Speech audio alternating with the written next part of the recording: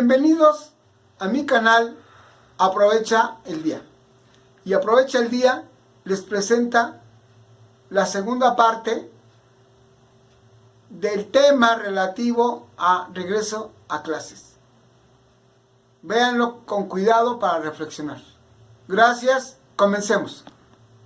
Bueno, a continuación vamos a presentar la segunda parte de este regreso a clases número 2 y que se va a referir a la invocación del artículo 2 de la Constitución, en donde nos va a hablar de la composición que tiene la nación mexicana, y esta composición se refiere a una composición pluricultural y que está sustentada en los pueblos indígenas.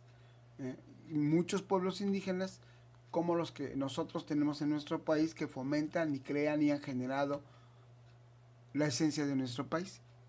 En este sentido, esta segunda lámina nos habla de la obligación que tiene el gobierno relativo a la educación.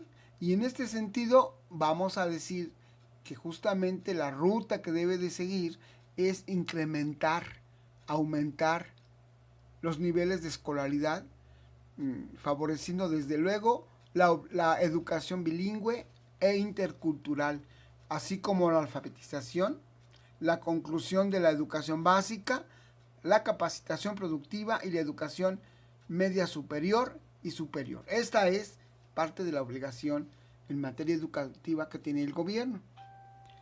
Más adelante podemos observar en esta lámina que además de lo anterior, también su obligación es asegurar que toda su población tenga acceso real y efectivo a los servicios de salud.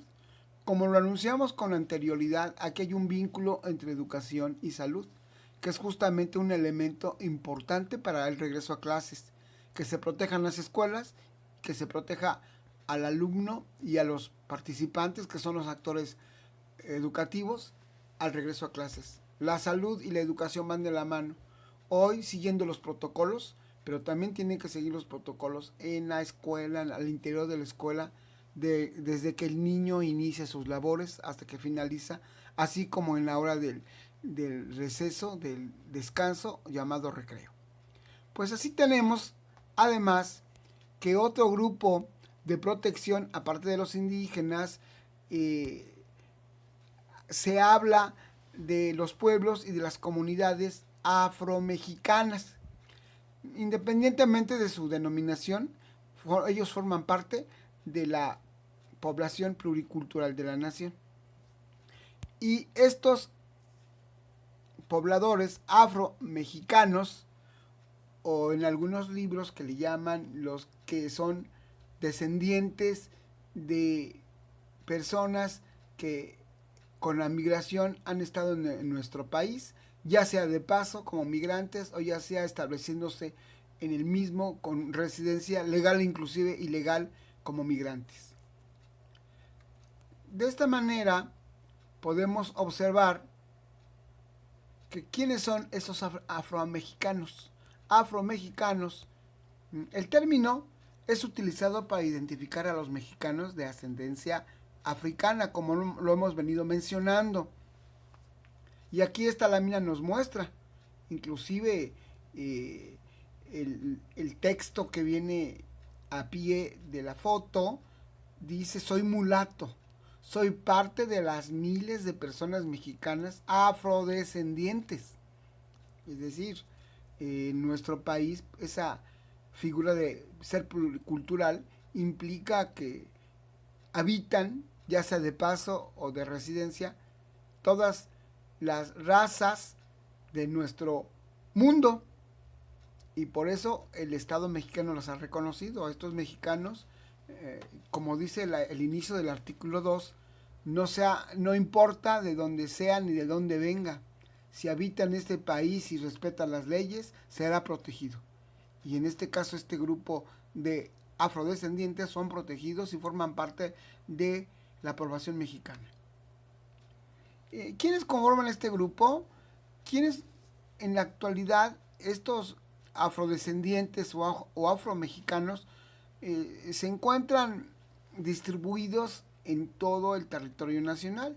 Y aquí en esta lámina podemos observar algunos datos numéricos, como son del estado de Guerrero, con un 6.5%, de Oaxaca, el 4.9%, y de Veracruz, el 3.3% en México, de acuerdo con los datos del INEGI. Pero no quiere decir que no existan en otras entidades federativas, como el Estado de México, Puebla, Querétaro, Yucatán, etcétera, ¿no? Pero por ahora tenemos esos datos del instituto, donde está haciendo un porcentaje de los pobladores afromexicanos o afrodescendientes. Más adelante en esta lámina nos muestra otros números en donde se percibe las entidades con mayor presencia de población afromexicana, que son Guerrero, Oaxaca y Veracruz. Y de acuerdo con datos del INEGI, el 1.1 o 1.16% de la población nacional se identifica como afromexicana. Aquí nos muestran esta imagen en donde podemos percibir claramente, por ejemplo, hablar de una ciudad como Oaxaca, en el municipio de Pinotepa Nacional, encontramos una cantidad significativa de afromexicanos. También encontramos que existen otras denominaciones para este tipo de pobladores mexicanos, como negro, mulato, cuculuste, jarocho, afromixteco, afromestizo, costeño, pochunco, que son denominaciones no peyorativas ni ofensivas. En el fondo, lo que importa es que es habitante de este país, que cuida y protege las leyes, y por ese hecho y por estar en el territorio nacional, de acuerdo al artículo 2 de la Constitución, es protegido en todos sus derechos. Aquí mostramos una de las láminas finales de esta segunda parte,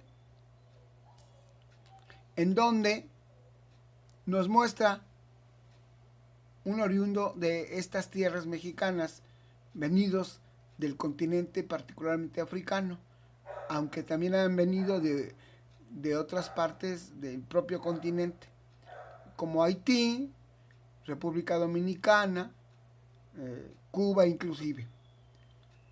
Por ahora es todo y nos vemos en la próxima sesión. Gracias y esto continuará.